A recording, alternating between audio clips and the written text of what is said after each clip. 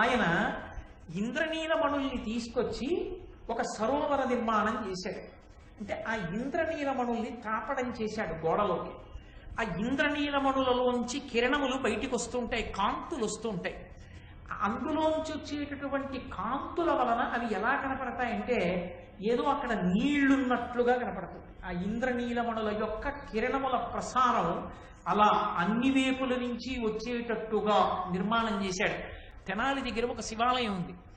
ఆ శివాలయంలో ఒక విచిత్రమైనటువంటి లక్షణం.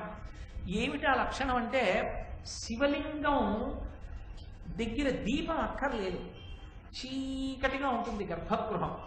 కానీ మీరు నందీశ్వరుడు యొక్క శృంగముల మీద చెయ్యి పెట్టి ఇలా లోపలికి చూస్తే నందీశ్వరుని యొక్క కన్నులలో పొదగబడినటువంటి మణుల యొక్క కాంతి శివలింగం మీద పడి మీరు శృంగముల మధ్యలోంచి చూసినప్పుడు మాత్రం శివలింగం ప్రకాశవంతంగా భాసిస్తుంది.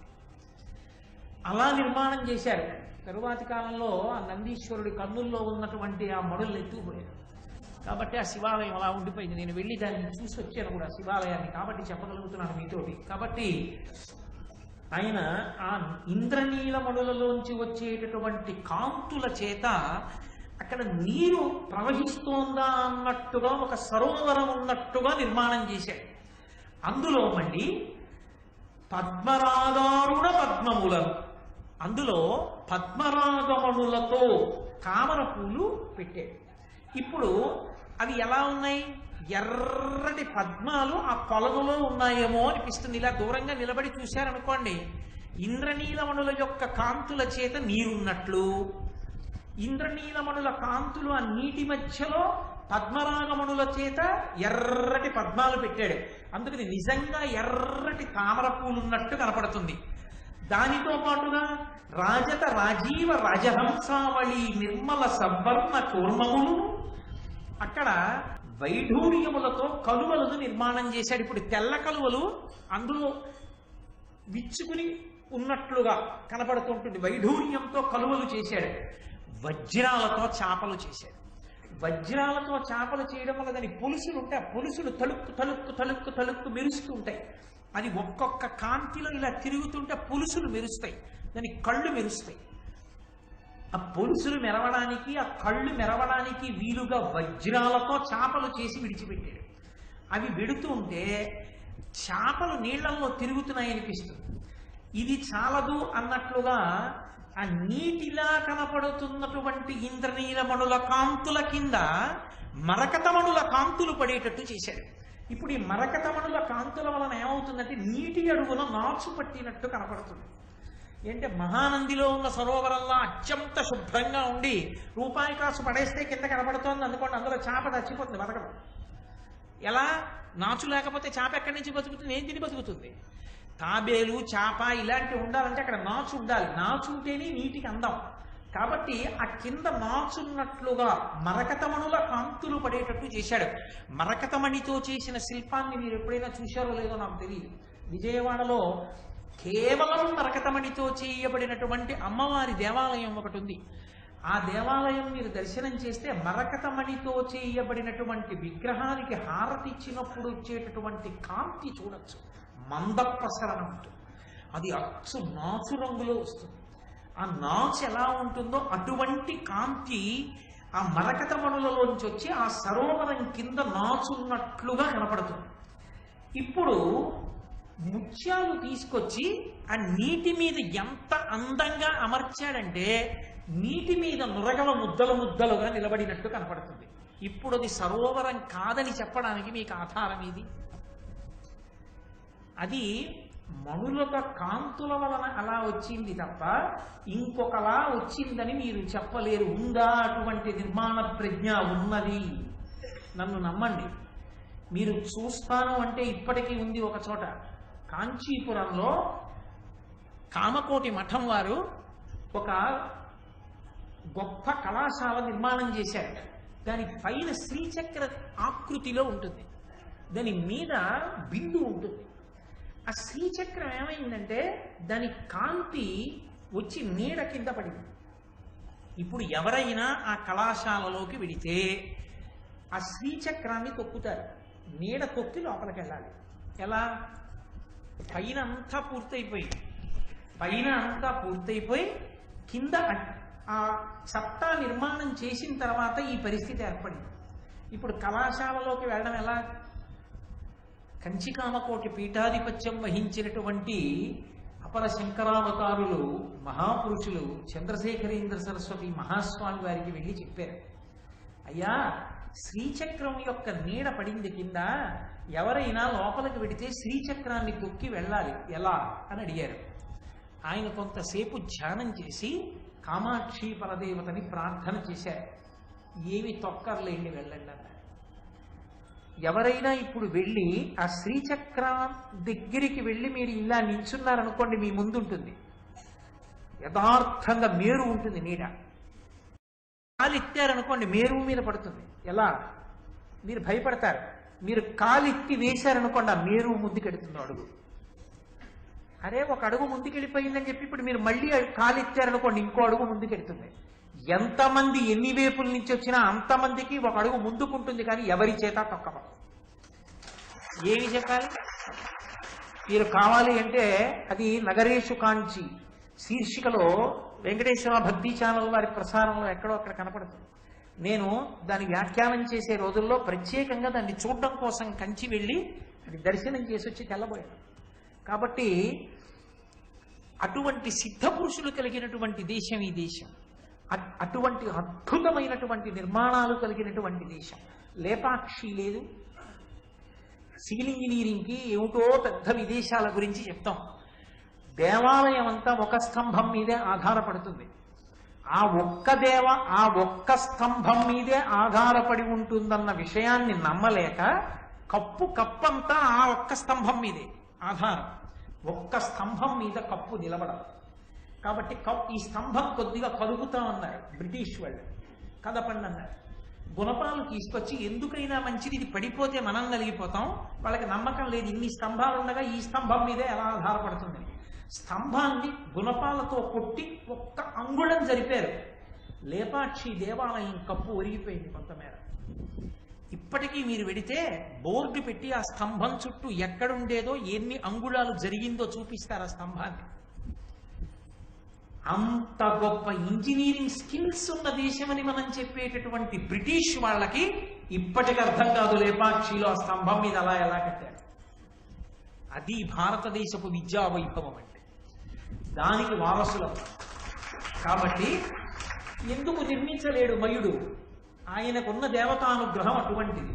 అందుకే ఇంద్రనీలమణుల నుండి వచ్చేటటువంటి కిరణముల యొక్క కాంతి నీటిగా కనబడితే అక్కడే ఉన్న పద్మరాగమణుల చేత నిర్మింపబడినటువంటి ఎర్రని పద్మములు నిజమైన పద్మములలా కనపడుతుంటే, వజ్రముల చేత చేయబడినటువంటి చేపలు నిజమైన చేపల్లా కనపడుతుంటే, అక్కడ బంగారంతో చేయబడినటువంటి తాబేళ్లు నిజమైన తాబేళ్లు ఈదుతున్నట్లు కనపడుతుంటే, మరకటమణుల చేత తాపడము చేయబడినప్పుడు అందులోంచి వచ్చేటటువంటి కిరణముల యొక్క కాంతి నీటి అడుగున పేరుకున్నటువంటి నాచులా కనపడుతుంటే, ఒడ్డున ఉన్నవాడు సరోవరంలో దిగుతున్నామని పంచ పైకెత్తి పట్టుకుని కాలు అందులో పెట్టి భంగపడితే ఆశ్చర్యం ఏమిటి? చిత్రం ఏమిటంటే నీరు లేని చోట నీరు ఉన్నట్టు కల్పించాడు. అది మయసభా నిర్మాణం. నీరు ఉన్న చోట నీరు లేనట్టు కల్పించాడు. ఎలా అంటే గోడలలో స్ఫటికమణులు పెట్టాడు. ఆ స్ఫటిక మణుల కాంతులు పడుతున్నాయి. స్ఫటికమణి కాంతి కనపడుతోంది గోడలోంచి. తెల్లటి కాంతి పడుతోంది కాబట్టి అక్కడ నీరు లేదనుకుంటారు. అనుకుని కాలు పెడితే అక్కడ జలాశయం ఉంటుంది. ఈ కాంతి కప్పేస్తుంది, కనపడదు. నీరు ఉన్న చోట నీరు తెలియదు, నీరు లేని చోట నీరున్నట్లు కనపడుతుంది. అది మయసభ అద్భుతం. బాహ్యం, ఆంతరం కురుక్షేత్ర సంగ్రామానికి బీజం. ధర్మం నిలబడడానికి కారణం మయసభలోని 2 మడుగులలోంచి పుట్టింది. అది కృష్ణ పరమాత్మ సంకల్పం. అది ఆయన అనుగ్రహం. అందుకే పరమాచార్య స్వామి వారి దగ్గరికి వెళ్ళి ఎవరైనా మహాభారత ప్రవచనం ప్రారంభం చేస్తున్నామని అడిగినా, భాగవతం చెప్తున్నామని అడిగినా, కృష్ణ పరమాత్మని 3 రోజుల పాటు రాత్రింబవళ్ళు పూజ చేసి ప్రారంభం చేయండి అంటుండేవారు. ఆయన అనుగ్రహం లేనిది ఏం చెప్తాం అని.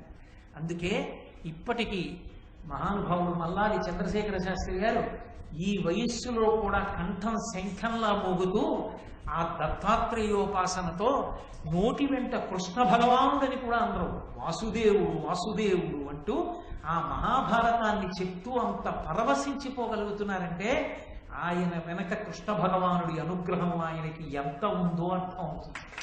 ఆయన అనుగ్రహం ఉంటే తప్ప అవి అపురూపములు ఎలా కాగలుగుతాయి. కాబట్టి అటువంటి అపురూపమైనటువంటి మయసభా నిర్మాణం పూర్తయింది.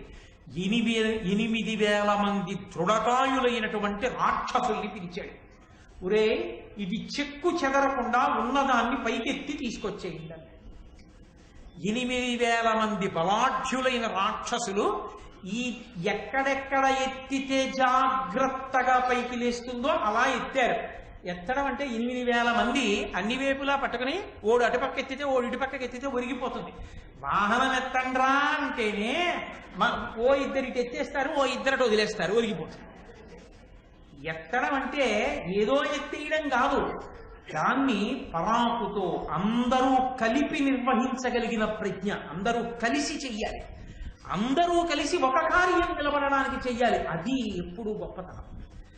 చాలా మంది పనిచేసే కార్యాలయంలో ఒకరిద్దరి వలన కాదు గొప్పతనం, అధికారి గొప్పవాడు అని ఎప్పుడు నిర్ణయింపబడుతుంది అంటే వీళ్ళందరినీ కలిపి ఒక సంఘంగా చేసి, సంఘంలో టీమ్ స్పిరిట్ అంటుంటారు, మేమందరం కలిపి ఒక సంఘం అనేటటువంటి అభిప్రాయాన్ని ఏర్పాటు చేసి అందరూ కలిసి లక్ష్య సాధన చెయ్యాలి.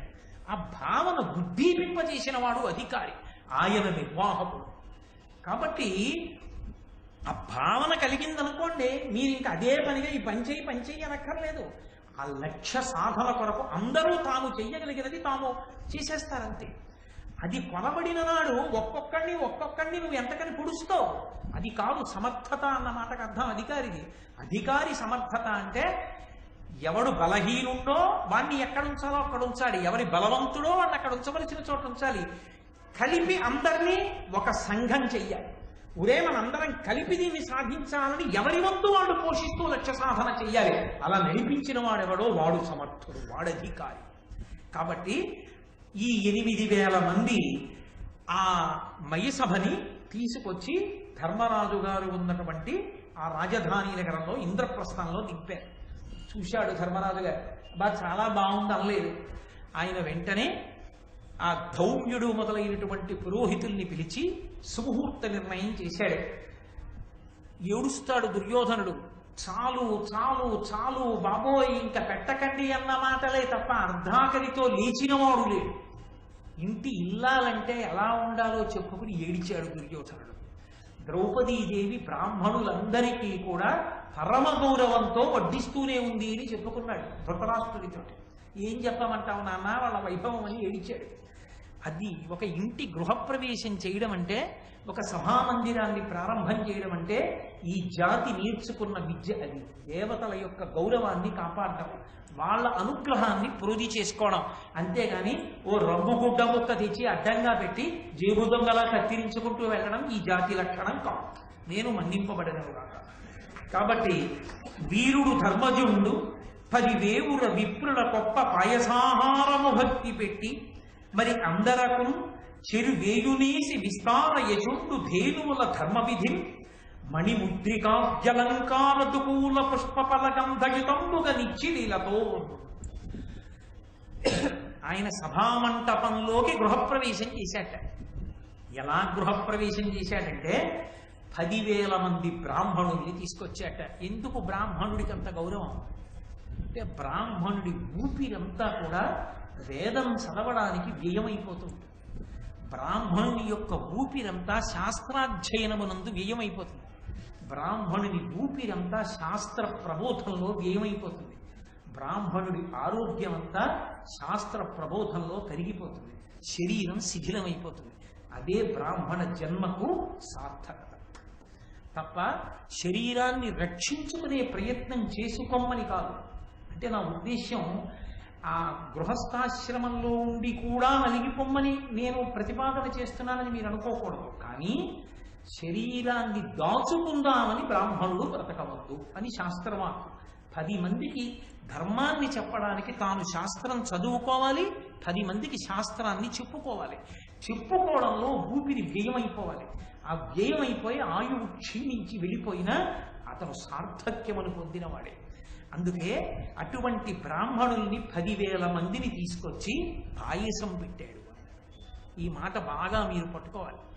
పాయసాన్న వండినప్పుడు పాలు కలుస్తాయి, ధర్మమునకు లోపం రాదు. పాలు కలిసిన పదార్థం, పాలతో ఉన్న పదార్థం తీసుకోవచ్చు. పాలు నెయ్యి వేసినటువంటి ఉడికించినటువంటి ఆ పాయసాన్నం పరమేశ్వరుడికి నివేదన చేసి బ్రాహ్మణులకు పెడితే 10,000 మంది తృప్తిగా పాయసాన్నాన్ని స్వీకరించారు. పాయసాన్నం తిని మరి అందరకు చెరువేయునేసి విస్తారయచుండు ధేనువుల ధర్మవిధితో నేనిస్తున్నానని అహంకారంతో కాదు, ధర్మవిధిన్, ఎవరికి ఏది ఇస్తే ఎవరికి ఎలా ఉపయుక్తం అవుతుందో అలా ఇస్తున్నాడు. ఒక్కొక్క బ్రాహ్మణుడికి 1000 గోవులు ఇచ్చాడు. ఎందుకని? వాళ్ళు గోసేవ చెయ్యాలి, గోవుని పూజించాలి, ఆ ఆవు పాలతో అభిషేకం చెయ్యాలి, ఆ ఆవు నేతితో అభిషేకం చెయ్యాలి, ఆ ఆవు నేతిని తాను తిని స్వరాన్ని నిలబెట్టుకోవాలి. అందుకని ఒక్కొక్కరికి 1000 చప్పున గోవులనిచ్చాడు. ఇచ్చి మణిముద్రికాద్యలంకార దుకూల పుష్ప ఫల గంధయుతంబుగనిచ్చి నీలతో చక్కగా బ్రాహ్మణుల్ని కూర్చోబెట్టి వాళ్ళ మెడలో సువాసనాభరితములైనటువంటి తేజోవంతములైనటువంటి పుష్పహారములను వేసి వారికి ఫలములనిచ్చి వారికి తేలికైనటువంటి వస్త్రములను ఇచ్చేట. ఎందుకు తేలికైన వస్త్రం ఇవ్వడం? తేలికైన వస్త్రం ఇవ్వడం అంటే ఖరీదు తక్కువ వస్త్రం అని కాదు దాని ఉద్దేశం. తేలికైన వస్త్రము అన్న మాటకు అర్థం ఏంటంటే సన్నని బట్ట అంటే బాగా నేయబడినటువంటి బట్ట. చక్కటి వస్త్రాల్ని తీసుకొచ్చి ఆ బ్రాహ్మణులకిచ్చి మణులతో కూడినటువంటి హారములను వాళ్ళకి అలంకారములుగా సమర్పించి వాళ్ళకి చందనాన్ని అలదాట్. మీరు ఎక్కడ చూడండి బ్రాహ్మణ పూజ యందు చందనాలంకారము ఎంత అవసరమో మనకి చెప్తారు. ఆఖరికి భాగవతంలో కుచేలోపాఖ్యానంలో కూడా సాక్షాత్తు కృష్ణ భగవానుడంతటి వాడు కుచేలుణ్ణి కూర్చోపెట్టి ఆ చందనాన్ని అలదాడు. బ్రాహ్మణ పూజ యందు చందనాలంకారం అనేటటువంటిది అంత ప్రధానమైనటువంటిది. చక్కగా ధర్మపత్ని పిల్లలు ఆ చందనం తీస్తే బ్రాహ్మణ పూజ యందు ఆ చందనాన్ని అలంకారం చెయ్యాలి. కాబట్టి దుకూల పుష్ప ఫల గంధయుతంబుగనిచ్చి లీలతో వీటన్నిటినీ బ్రాహ్మణులకిచ్చి ధౌమ్యుడు మొదలైనటువంటి బ్రాహ్మణులందరి చేత ఆశీస్సులు అందుకుని ఎక్కడా ఏ దుశ్శకునములు కూడా గోచరించకుండా మిన్నుముట్టినటువంటి మంగళవాయిద్యముల నడుమ ధర్మరాజు గారు తన యొక్క సోదరులతో కలిసి సభామంటపంలోకి గృహప్రవేశం చేశాడు. ఎంతో సంతోషంగా సభామంటప ప్రవేశం జరిగింది. ఈలోగా అకస్మాత్తుగా నారద మహర్షి వచ్చారు. ఎప్పుడైనా ఎక్కడైనా దేవకార్యం జరగాలి అంటే మహానుభావుడైనటువంటి నారదుడు రావాలి. నారద మహర్షి వచ్చినటువంటి ఘట్టాన్ని విన్నా, నారద మహర్షి యొక్క దర్శనం విన్నా, నారద మహర్షి యొక్క వైభవం విన్నా వెంటనే పరమేశ్వరుడు ప్రీతి చెందుతాడు. నేను ఉత్తినే అంటున్నానని మీరు అనుకోకండి. ఎందుచేత అంటే మనకి ఒక అక్కర్లేనటువంటి ఆలోచన ఒకటి ఉంటుంది, ఆయన కలహభోజనుడు అని. కాదు, కలహము అతిశయిల్లి తీరుతుంది ఎక్కడ? ధర్మాధర్మముల మధ్య జరుగుతుంది. ధర్మాధర్మముల మధ్య పరిపక్వమైన స్థితి వచ్చింది. ఇప్పుడు కలహం పుడితే అధర్మం నశించిపోతుందన్నప్పుడు నారదుడు వస్తూ ఉంటాడు. ఎప్పుడెప్పుడు ఇక ధర్మం పూర్తిగా సత్తాని పొందిందో, అధర్మాన్ని తొక్కగలదో, అప్పుడు నిప్పురవ్వ పైకి లేచేటట్టుగా చేసేవాడు నారద మహర్షి. అంటే ఆయన ధర్మ ప్రతిష్టాపన కొరకు కలహాన్ని అతిశయిల్ల చేస్తాడు తప్ప అదే పనిగా దెబ్బలాటలు పెట్టడం ఆయన కర్మ. అంతటి మహానుభావుడికి దేవర్షి అటువంటి నారదుడు నీరజమిత్రుడేల ధరణీగతుడయ్యడు నొక్కొయంచు విస్మేర మనస్కులై జనులు మెచ్చి నిజజ్జుతి చుచుచుండగా నారదుడెగుదించ గగనంబున నుండి సురేంద్ర మందిర స్థార విలాసహాసయగు పార్థు గృహంబునకున్ ప్రియంబునన్